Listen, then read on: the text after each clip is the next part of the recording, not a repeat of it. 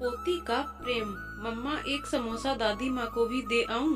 तुझे कितनी बार बोला है कि ये उस बुढ़िया के लिए नहीं बनाए मैंने। चुपचाप खा ले वरना तुझे उस बुढ़िया के साथ कमरे में बंद कर दूंगी।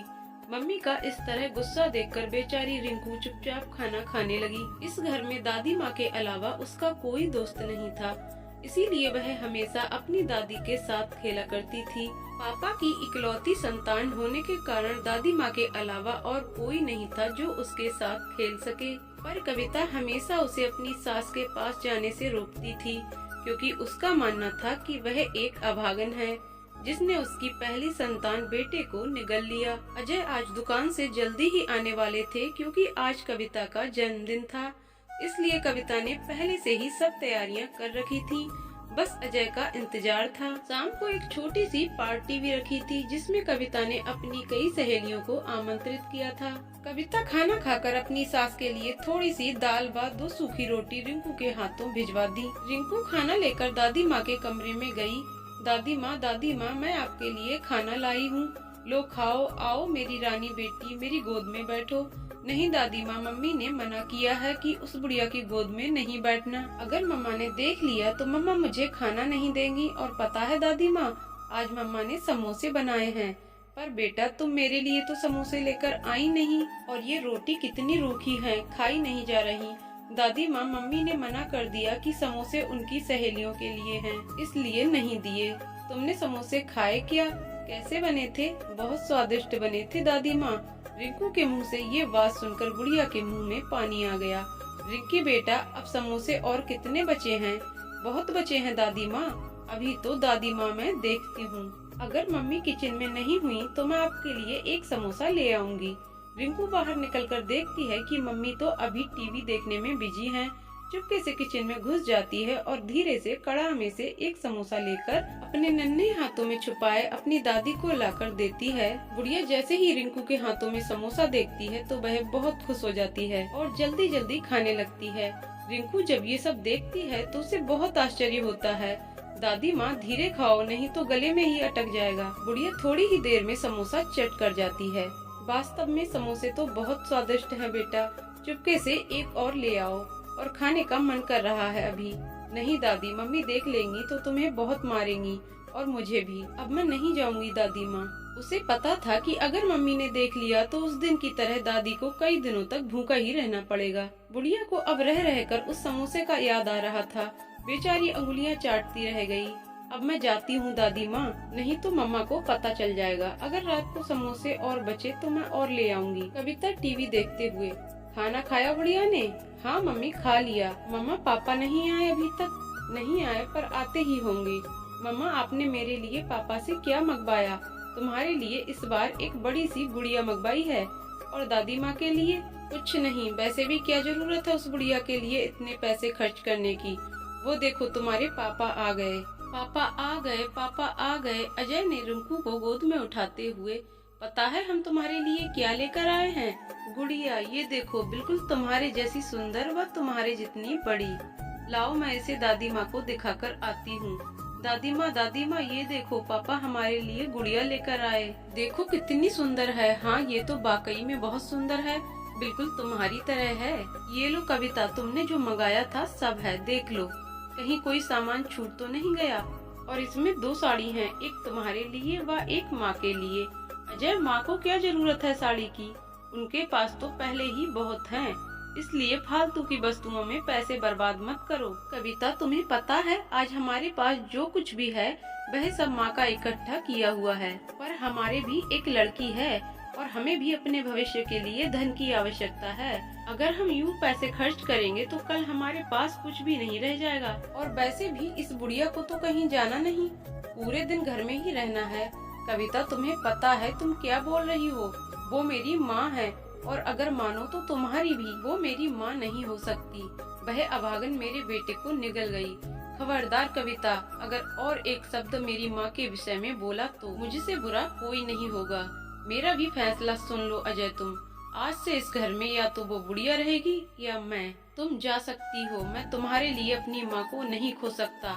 मैं भी नहीं रहना चाहती अब इस घर में। आओ रिंकू, चलते हैं, हम कभी वापस नहीं आएंगे अब इस घर में। नहीं मम्मा, मुझे नहीं जाना आपके साथ, मुझे दादी माँ के पास ही रहना है।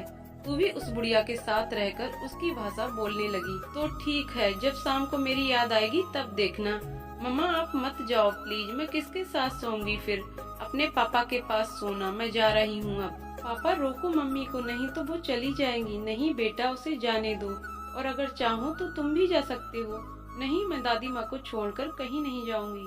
कविता गुस्से में घर से निकल जाती है और अपने मायके चली जाती है। कविता को गए आज 2 दिन हो गए।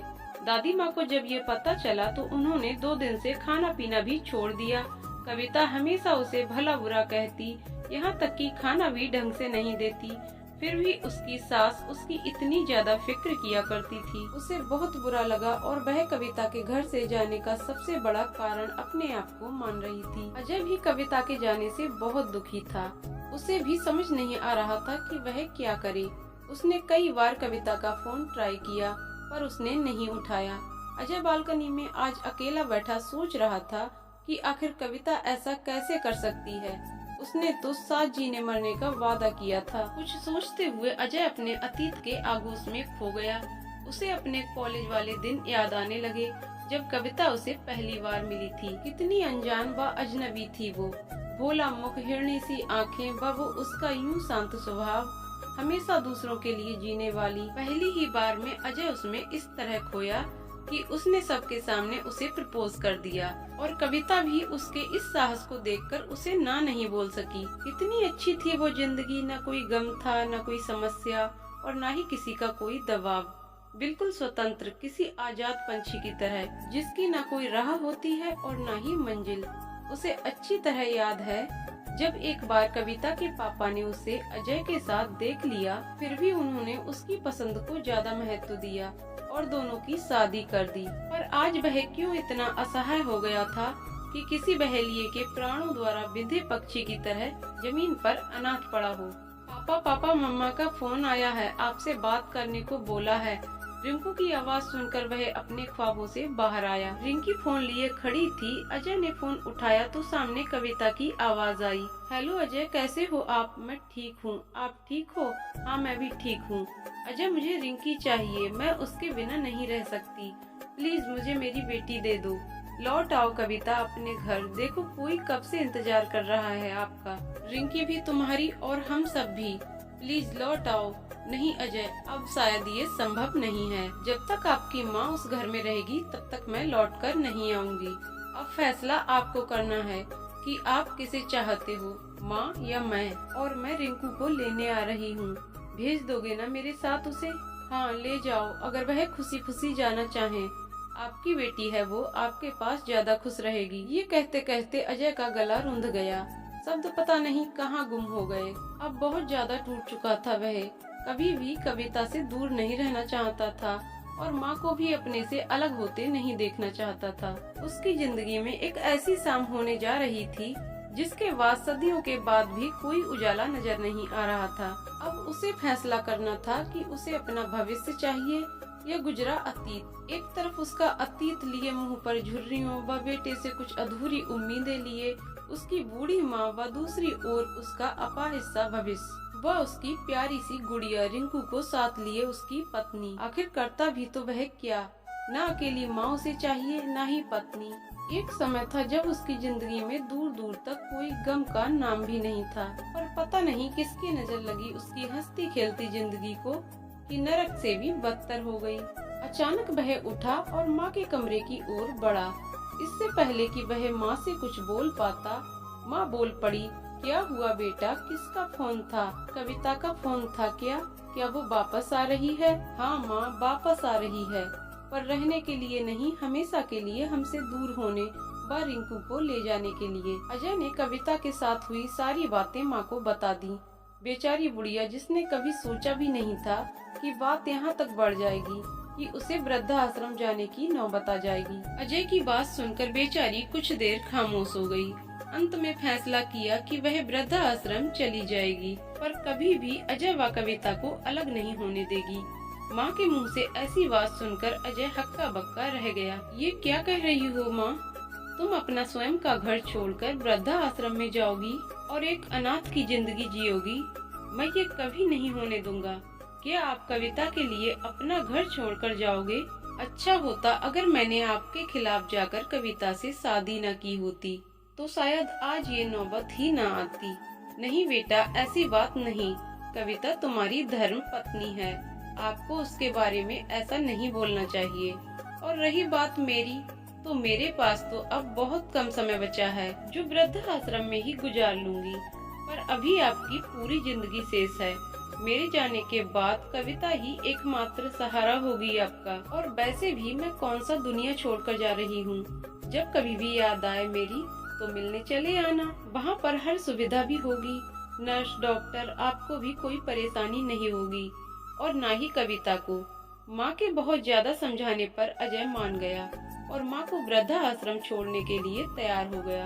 दूसरे दिन माँ का सारा सामान पैक कर अजय माँ को न चाहते हुए भी उनकी जिद के कारण वृद्धा आश्रम छोड़ आया। कविता को जब ये पता चला तो वह बहुत खुश हुई कि अब उसे उस घर में कोई समस्या नहीं होगी और वह अपने ससुराल वापस लौट आई। पर अब अजय में वो पहले वाली बात नहीं रह गई थी। अजय अब पहले जैसा बिल्कुल नहीं था। वह बहुत ज्यादा उदास रहने लगा और बहुत ज्यादा समय वह मौन ही रहा करता। कविता जिस खुशी की तलाश में यहाँ आई थी, वह उसे अब यहाँ बिल्कुल नजर नहीं आ रही थी। अजय हमेशा सुबह माँ से मिलने आया करता था। वह जब भी उस वृद्धा आश्रम से गुजरता था, माँ से मिलकर ही जाता। वृद्धा आश्रम में आने के बाद अजय की माँ अचानक बीमार रहने लगी। डॉक्टर, नर्स सब बहुत परेशान हो गए, लेकिन अजय की माँ के कहने पर किसी ने भी अजय से इस बारे में बात नहीं की, क्योंकि अजय की माँ चाहती थी कि वह हमेशा खुश रहे।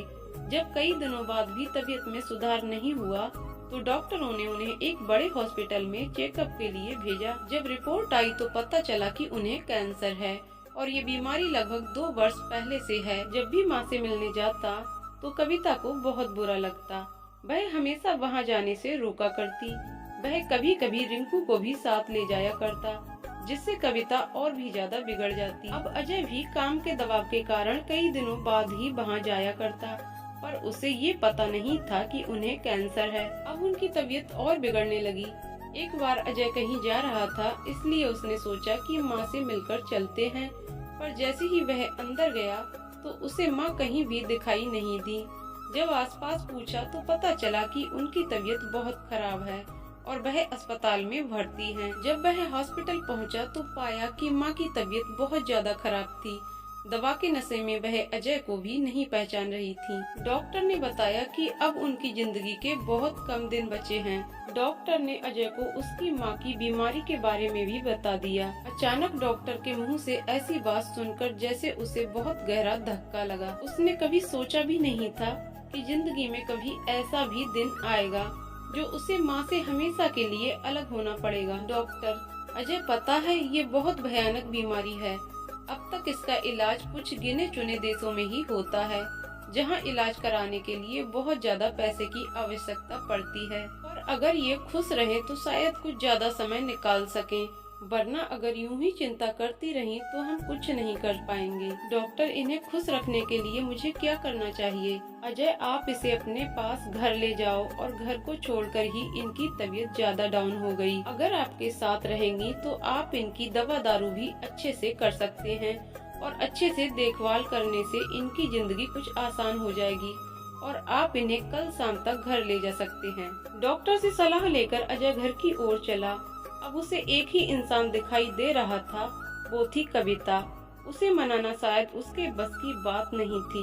उसे अच्छी तरह पता था कि वह इसके लिए कभी नहीं मानेगी, पर अगर माँ को घर नहीं लाया गया तो बहुत बड़ी अनहोनी हो जाएगी। जब अजय घर पहुँचा तो रिंकी भागकर उसकी गोद में चढ़ गई। पापा, आज आप दादी के पास गए क्या? कैसी है वो? मेरी याद आती है उसे? हाँ बेटा, आपको बहुत याद कर रही थी और कल हम उसे फिर से घर ले आएंगे। सच्ची क्या पापा? हाँ सच्ची। अजय जब कविता के पास गया तो वह खाना बना रही थी। कैसी हो कविता? मैं ठीक हूँ अजय, आप ठीक हो ना? नहीं कविता, मैं ठीक नहीं हूँ। पता है, आज मैं अम्मा से मिलकर आया, उनकी तबीयत बहुत खराब है, उन्हें कैंसर है। डॉक्टर ने बताया है कि उनके पास 1-2 दिन का समय बचा है। डॉक्टर ने बताया कि अगर हम उन्हें घर ले आए तो उनके बाकी बचे दिन आसान हो जाएंगे। कविता, अगर आप बुरा ना मानो तो क्या हम उन्हें घर ले आएं? उनके पास बहुत कम समय बचा है। बस इस बार मान जाओ कविता। इसके बाद आप जो कहोगी मैं करूँगा, पर इस बार मेरी बात मान लो प्लीज। चलो ठीक है अजय, अगर आप चाहते हो तो ले आओ, पर इसके बाद कभी मेरी कोई बात नहीं टालोगे। हाँ बिल्कुल कविता। कविता के मुख से ऐसी बात सुनकर अजय को बहुत ज्यादा अचरज हुआ, पर खैर जो भी हो अच्छा ही होगा। ये सोचकर गॉड को धन्यवाद कहा और माँ को लाने के लिए सुबह का इंतजार करने लगा। सुबह जल्दी उठकर वह रिंकू को साथ लेकर माँ को लाने चला। आज वह बहुत खुश था, अपने सब दुख दर्द भूल गया था। वह तो ये भी भूल गया था कि जल्द ही उसकी माँ उसे हमेशा के लिए अकेला छोड़कर अलविदा कह जाएगी। रिंकू को साथ लिए वह उस हॉस्पिटल पहुंचा और जैसे ही वह माँ के कमरे की तरफ बढ़ा, उसके होश उड़ गए। आंखों के आगे अंधेरा सा छा गया और आंखों में आंसुओं का समंदर उमड़ आया। उसकी माँ अब तक उनसे बहुत दूर जा चुकी थी, हमेशा के लिए उन्हें छोड़कर, प्यारी रिंकू को छोड़कर। आज कविता की भी समस्या हल हो चुकी थी। अब वह कभी भी अपना घर छोड़कर नहीं जाएगी। डॉक्टर ने बताया कि रात को उनकी तबीयत बहुत ज्यादा खराब हो गई और जोरदार खांसी के साथ रक्तस्राव होने लगा और देखते ही देखते उनकी सांसें उखड़ गईं। तो दोस्तों, आपको कहानी कैसी लगी कमेंट करके जरूर बताइएगा। कहानी पसंद आई तो वीडियो को लाइक शेयर करें और चैनल को सब्सक्राइब करें। वीडियो को पूरा देखने के लिए बहुत बहुत धन्यवाद दोस्तों।